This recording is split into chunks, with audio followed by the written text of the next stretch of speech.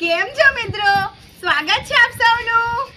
તો આજે હું તમારા માટે જબરદસ્ત ટેસ્ટફુલ તો ખરી જ પણ હેલ્થથી ભરપૂર એવી રેસીપી લઈને આવી છું. તો આજે હું તમને મેથીનું શાક બનાવવાની રેસીપી બતાવીશ. તો જુઓ મિત્રો, અહીં હું તમને સૂકી મેથી પહેલાં બતાવી દઉં. જુઓ, તો સૂકી મેથી આવી હોય તો સૂકી મેથી એકદમ સસ્તી મળી જાય માર્કેટમાં આપણને, બજારમાં કોઈ પણ ફ્રોઝન સ્ટોર પર. તો સૂકી મેથી આવી લેવાની છે આપણે. તો આ સૂકી મેથીને આપણે પલાળવાની છે. તો 6 થી 8 કલાક પલાળવાની, જો તમારી પાસે સમય હોય તો. અને તમારી પાસે સમય ના હોય તો 1 કલાક પહેલાં ગરમ પાણીમાં પલાળવાની છે. તો જુઓ, મેં 1 કલાક પહેલાં ગરમ પાણીમાં પલાળી છે. તો મેથીનો દાણો તમને તોડીને બતાવું. જુઓ, તરત તૂટી જાય છે. એક દાણો તોડીને બતાવું, તરત જ તૂટી જાય, તરત જ. જુઓ, આવી રીતે. તો મેથી પલાળીને જ વાપરવાની, જ્યારે પણ બનાવો ત્યારે મેથીને પલાળીને જ વાપરવાની છે.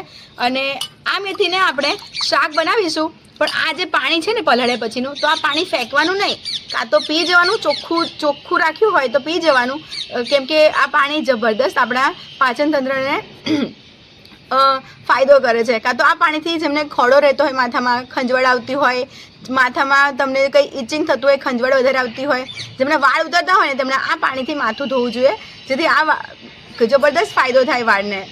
તો આ મેથી અને તમને સૂકી મેથી, પલાળેલી મેથી બતાવી દીધી. હવે બનાવવાનું કઈ રીતે છે અહીંયા હું તમને બતાવી દઉં. જુઓ, ડુંગળી છે ને આવી મોટી સાઇઝમાં આપણે સમારવાની છે. તો મેં એક મોટી નંગ ડુંગળી લીધી છે. તો આપણે દરિયાઈ મીઠું વાપરીએ છીએ, કેમિકલ ફ્રી. તો મીઠું લઈશું. અહીં મેં 3 ચમચી, મોટી 3 ચમચી ભરીને દહીં લીધું છે. તો લસણિયું મરચું લીધું છે. અહીં 2 નંગ જેટલા લીલા મરચાં. આ મોરા મરચાં લીધા છે ખાલી સ્વાદ મુજબ, બસ. અને આખું લસણ આપણે ઉમેરવાનું છે શાકમાં. ધાણા આપણે ખાલી ગાર્નિશિંગ માટે, સર્વિંગ માટે. સૂકા મરચાંનો વઘાર કરીશું. ધાણા જીરું પાવડર 1 ચમચી. અહીં આપણે યાદ રાખવાનું છે કે ગરમ મસાલો માત્ર ખાલી સુગંધ પૂરતો વાપરવાનો છે, બિલકુલ પણ સ્વાદ માટે નહીં. ખાલી સુગંધ આવે શાકમાં એટલું. અડધી ચમચી હળદર. અને અહીં મેં 1 ચમચી તીખું મરચું અને અડધી ચમચી કાશ્મીરી મરચું ઉમેર્યું છે. તો મિત્રો, આજે દિયરજીએ ચૂલો સળગાવી આપ્યો છે. તો ચાલો હવે આપણે કઢાઈ મૂકી દઈશું. અને હવે કઢાઈ ગરમ થાય એટલે તેલ ઉમેરીશું. તો મિત્રો, આ શાકમાં તેલ થોડું આગળ પડતું હોય છે, એટલે હું અહીં 3 ચમચી તેલ ઉમેરી રહી છું. અને શીંગ તેલ ઉમેરી રહી છું. તો મિત્રો, આપણે જે દહીં લીધું છે 3 ચમચી, તેમાં આપણે મરચું પાવડર ઉમેરીશું. તો આપણે દહીંની એક પેસ્ટ રેડી કરવાની છે. ડાયરેક્ટ આ મસાલા, સૂકા મસાલા ઉમેરવાના નથી. હળદર ઉમેરી, પછી આ ધાણા જીરું પાવડર ને ગરમ મસાલો આપણે લાસ્ટમાં ઉમેરવાનો છે, એટલે અત્યારે નહીં ઉમેરવાનો. પેસ્ટને આપણે બધી દહીં સાથે મિક્સ કરી લેવાની છે.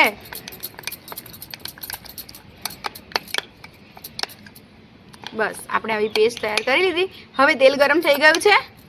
ચાલો હવે આપણે વઘાર શરૂ કરીએ. તો તેલ ગરમ થાય એટલે આપણે તેમાં જીરું ઉમેરીશું.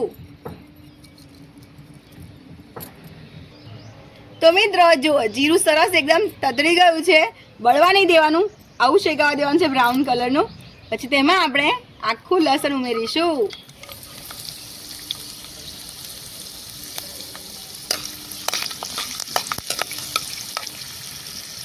પછી સૂકા મરચાં છે ને આમ તોડીને ઉમેરવાના હંમેશા, નહીંતર પછી ફૂટે તેલમાં.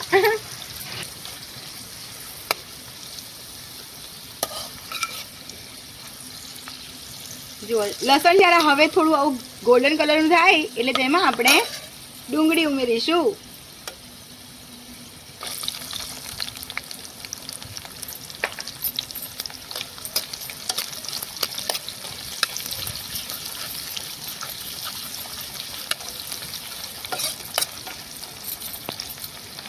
તો જુઓ મિત્રો, ડુંગળી આવી ગુલાબી રંગની થવી જવી જોઈએ. જો આવી ગુલાબી રંગ દેખાય છે ને, આવી ગુલાબી થવી જોઈએ.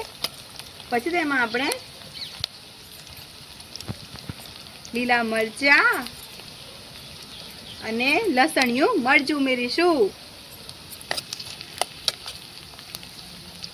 હવે આપણે 1 મિનિટ માટે સાંતળવા દેવાનું છે. તો જુઓ મિત્રો, જોઈ શકાય છે ડુંગળી કેવી સરસ મજાની એકદમ સાંતળી ગઈ છે ને. આવી સાંતળી દેવાની એકદમ સરસ. જુઓ, અને લસણ પણ, લીલા મરચાં સરસ સંકળાઈ ગયા અને એક સુગંધ સરસ આવવા લાગે. લસણ મરચું પણ સરસ શેકાઈ ગયું છે. તો હવે આપણે જે પેસ્ટ તૈયાર કરી હતી ને તે પેસ્ટ ઉમેરીશું. અને આ પેસ્ટ ઉમેરતી વખતે ખાસ ધ્યાન રાખવાનું છે, ગેસની ફ્લેમને એકદમ સ્લો કરી દેવાની, કાં તો બંધ કરી દેવાની.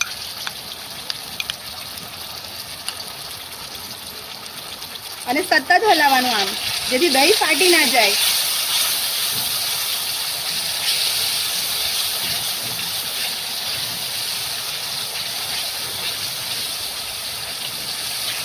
જુઓ તેલ છૂટું પડે આવી રીતે, આવું તેલ છૂટું પડે કે તરત આપણે મેથી ઉમેરી દઈશું.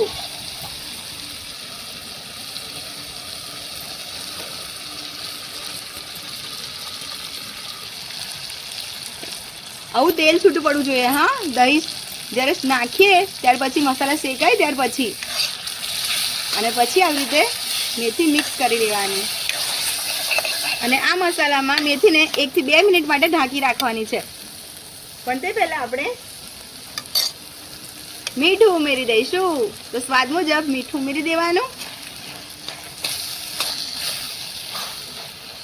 તો આપણે પાણી ઉમેરવાના છે એટલે હું આખું મીઠું ઉમેરું છું, જેથી તે ઓગળી જશે. પણ જો આપણે પાણી વગર કોઈ વસ્તુ શાકભાજી બનાવતા હોવ તો તેને આપણે મીઠુંને ક્રશ કરીને વાટીને ઉમેરવાનું. તો હવે આપણે 2 મિનિટ માટે ઢાંકી દઈએ. તો જુઓ મિત્રો, 2 મિનિટ થઈ ગઈ છે. આપણે જોઈ લઈશું. આવી રીતે તેલ ઉપર આવી જવું જોઈએ. જેટલો પણ મસાલો છે ને મેથીની અંદર ભળી જાય. આવી રીતે આપણે કોઈ પણ શાક વઘારે ત્યારે એવું કરવાનું. પહેલાં શાકને ઢાંકી દેવાનું, થોડું તેલમાં મસાલામાં શેકાવા દેવાનું, પછી જ પાણી ઉમેરવાનું. હવે આપણે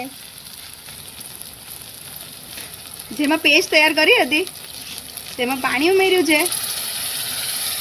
તો 1 કપ પાણી ઉમેર્યું છે. અને હજી આપણે અડધો કપ પાણી ઉમેરી દઈશું. જુઓ, 1 કપ અને ફરી અડધો કપ મિક્સ કરી લઈશું.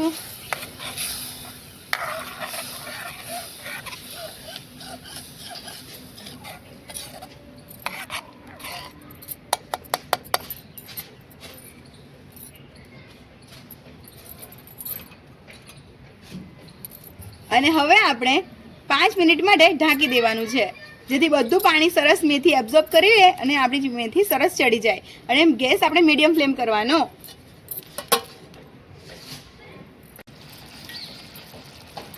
તો મિત્રો 5 મિનિટ થઈ ગઈ છે. આપણે ચેક કરી લઈએ મેથી ચડી છે કે નહીં આપણી. તો જુઓ, જેટલી સાઈઝ હતી તેનાથી ડબલ થઈ ગઈ છે, એટલે કે મોટી થઈ ગઈ છે. આપણે મેથીનો દાણો હાથમાં લેવાનો, હાથમાં દાજે થોડું સાવધાનીથી આવી રીતે દાણો હાથમાં લેવાનો અને પછી આમ દબાવી જવાનું. જુઓ, તો થોડી કચાશ છે. હજી આપણે 2 થી 3 મિનિટ માટે ચડવીશું ને તો શાક થઈ જશે. તો આપણે ફરીથી આવી રીતે મિક્સ કરી લેવાનું બધું અને ઢાંકી દેવાનું છે.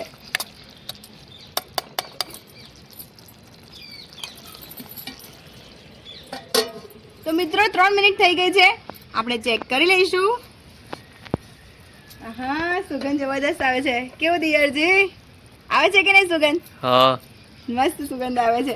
અને જુઓ, તેલ પણ સરસ ઉપર આવી ગયું છે. જુઓ, હા, મેથી સરસ ફૂલી ગઈ છે. વાહ. તો હવે આપણે ફાઇનલી ફરીથી મેથી ચેક કરી લેવાની. જો કે ચેક કરવાની જરૂર નહીં પડે. આમાં દાણો ફાટેલો દેખાય ને આવી રીતે જુઓ, એટલે ખબર પડી જાય કે આપણી મેથીનું શાક થઈ ગયું છે. ચીબાઈ જાય, દબાઈ જાય એટલે. તો એકદમ મસ્ત મજાનું મેથીનું શાક હજી બાકી છે ઉમેરવાનું. 2 વસ્તુ નહીં, 3 વસ્તુ બાકી છે. ઉમેરવાનું છે તે બતાવું. તો આપણે લીંબુ ઉમેરવાનું છે. તો દહીંથી તો આપણે બનાવ્યું છે આ શાક, પણ લીંબુ ઉમેરીશું જેથી મેથીની કડવાશ એકદમ ઓછી થઈ જશે. તમને લાગે જ નહીં કે તમે મેથીનું શાક ખાવ છો. આપણે વાફિયા વગર બનાવી છે ને મેથી, તે છતાંય. તો આપણે થોડો લીંબુનો રસ ઉમેરી દેવાનો. તો મેં અડધું લીંબુ લીધું છે, તો અડધાથી અડધું એટલે કે અડધી ચમચી જેટલો લીંબુનો રસ ઉમેરી દઈશું. અને ગરમ મસાલો ઉમેરીશું, ખાલી સુગંધ પૂરતો, વધારે નહીં ઉમેરવાનો. આ શાકમાં ગરમ મસાલાનો સ્વાદ નથી સારો લાગતો. અને લાસ્ટમાં આપણે ધાણા ઉમેરી દઈશું. તો આપણું ટેસ્ટફુલ એકદમ કડવું બિલકુલ પણ ના લાગે એવું સ્વાદથી ભરપૂર મેથીનું શાક બનીને તૈયાર છે મિત્રો. જુઓ, જોતા જ મોંમાં પાણી આવી જાય એવું બન્યું છે કે નહીં? તમે એકવાર મારી રીતે જરૂર, હું બતાવું છું કે આ શાકને કઈ રીતે ખાવાનું છે, શેની સાથે ખાવાનું છે તે. તો મિત્રો, આ મેથીના શાકને ખાવામાં આવે છે ભાખરી, રોટલી કાં તો મકાઈના રોટલા સાથે. તો રોટલા તો મમ્મીના હાથના જબરદસ્ત. હા, મને બરાબર એટલા બધા સારા નથી આવડતા. તો મસ્ત મમ્મીના હાથનો મોટો રોટલો બનાવડાવીએ અને પછી તમને બતાવીએ શાક કેવું બન્યું છે તે. ચાલો મમ્મી, મને ક્યારે આવડશે તમારા જેવા મોટા મોટા રોટલા? આવડી જશે હવે. અને હાથ પર બનાવેલા રોટલાનો સ્વાદ અને થાબીના રોટલા બનાવેલા સ્વાદ અલગ જ પડે. હા, પાછું માં બનાવે એટલે માં તો કેટલા પ્રેમથી બનાવે. જોતા મમ્મી એટલો મોટો રોટલો કરી દીધો. તો સરસ કલાડી તપી ગઈ છે, ગરમ થઈ ગઈ છે. હવે મમ્મી મોટો રોટલો આમ ઉમેરશે.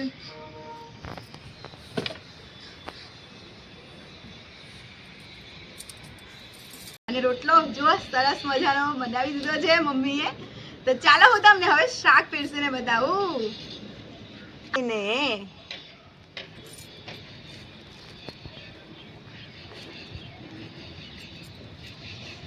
તો મિત્રો, આટલું જોરદાર શાક આપણે બાફ્યા વગર પણ બનાવીએ છીએ. બિલકુલ કડવું ના લાગે. કેવું મમ્મી? હા, ના લાગે. આ રીત મેં મમ્મી પાસેથી શીખી છે. મેરેજ કરીને આવીને ત્યાર પછી. પહેલાં મેં આ શાક ક્યારેય નહોતું ખાધું. હા, પછી મમ્મીના હાથનું ખાવાનું ચાલુ કર્યું છે. ત્યારથી અત્યાર સુધી ખાઉં છું. બધા જ ઘરમાં, નાના બાળકો પણ અમારા ઘરમાં ખાય છે. કેટલું સરસ મજાનું શાક આપણું તૈયાર છે. અને આવું આખું લસણ હોય ને તો એટલે ખાવાની બહુ મજા આવે, આમ સ્વાદિષ્ટ લાગે. અને સાથે હોય આપણે જો આવું ગાજરનું સલાડ, મૂળાનું સલાડ, લસણિયું મરચું, રાયતા મરચાં. મિત્રો, રાયતા મરચાંની રેસીપી તમારી સાથે મેં શેર કરી છે, ચેનલમાં જઈને તમે જોઈ શકો છો. તો આટલું મસ્ત મજાનું સ્વાસ્થ્યથી ભરપૂર એવું આપણું મેથીનું શાક બનીને તૈયાર છે. તો મિત્રો, તમને બતાવી દીધું કે શાક કેવું બન્યું છે. તો આ મેથીનું શાક સ્વાસ્થ્યથી ભરપૂર છે. પેટમાં જેમને અપચો રહેતો હોય, ફરીથી તમને કહી દઉં કે અપચો રહેતો હોય, જેમને પાચન શક્તિ નબળી હોય, જેમને કબજિયાત રહેતી હોય, તેમણે તો મેથીનું શાક જરૂરથી ખાવું જોઈએ. અઠવાડિયામાં 2 થી 3 વાર.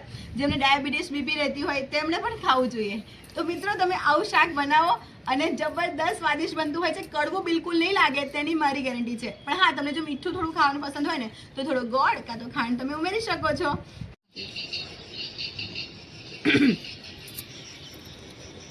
તો મિત્રો, મમ્મી હવે આ શાકને ટેસ્ટ કરશે.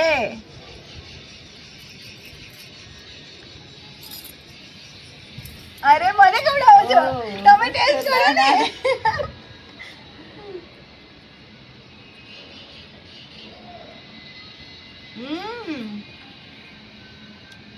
મમ્મી, વર્ષોથી મમ્મીના હાથનું શાક ખાઉં છું. તમારી સાથે મેં રેસીપી શેર કરી છે મિત્રો. એક સ્ટેપ બાય સ્ટેપ ફોલો કરીને આ રીતે મેથીને બાફ્યા વગર બનાવજો. જબરદસ્ત લાગે છે. કેમ કે હું ખાઈ રહી છું તો સ્વાદ તમને નહીં ખબર પડે. તો મસ્ત મકાઈ એડોડા શેકાઈ રહ્યા છે અને આવું જોરદાર શાક મળી ગયું છે. તમારી સાથે આ રેસીપી શેર કરી દીધી છે મિત્રો. જુઓ, કહી શકાય કે આપણું એન્જિન, પેટ મજબૂત ને તો આપણું આખું શરીર મજબૂત. મેં હું ફરીથી યાદ અપાવી દઉં. તો તમે ચોક્કસ આવું શાક વારે ઘડી બનાવીને ખાઓ અને બનાવો ત્યારે મને પછી કોમેન્ટમાં જરૂરથી કહેજો તમને ટેસ્ટ કેવો લાગ્યો, બધાને કેવું ગમ્યું તમારા ઘરમાં. તો અમારા સાસુઓની જોડી કેવી લાગી, અમારા સાસુઓનું બનાવેલું શાક અને રોટલા કેવા લાગ્યા એ બધું જ કહેજો. ફરીથી મળીશું એક મસ્ત મજાની આવી સ્વાદિષ્ટ અને હેલ્થથી ભરપૂર રેસીપી સાથે. ત્યાં સુધી તમારું ધ્યાન રાખજો. વિડીયો પસંદ પડે તો લાઈક કરી દેજો, કોમેન્ટમાં કહેજો અને ક્યાંથી તમે આ વિડીયો જોઈ રહ્યા છો તે પણ કહેજો. Love you all.